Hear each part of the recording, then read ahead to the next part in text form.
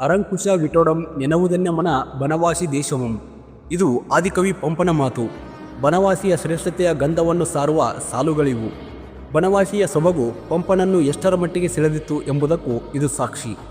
ಕರುನಾಡಿನಲ್ಲಿ ಬನವಾಸಿ ಎಂಬುದು ಅತ್ಯಂತ ಪ್ರಮುಖ ಸ್ಥಳ.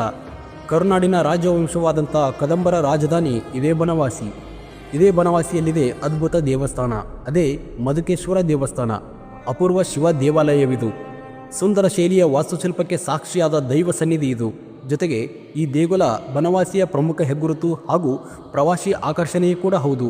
ಬೇರೆ ಬೇರೆ ರಾಜವಂಶದ ಆಳ್ವಿಕೆಯ ಕಾಲದಲ್ಲಿ ಅಭಿವೃದ್ಧಿ ಕಂಡ ಈ ದೇಗುಲ ತನ್ನದೇ ಆದ ಹಿರಿಮೆ ಮತ್ತು ಗರಿಮೆಯಿಂದ ಎಲ್ಲವನ್ನು ಸೂಜಿಗಲ್ಲಿನಂತೆ ಸೆಳೆಯುತ್ತಿದೆ.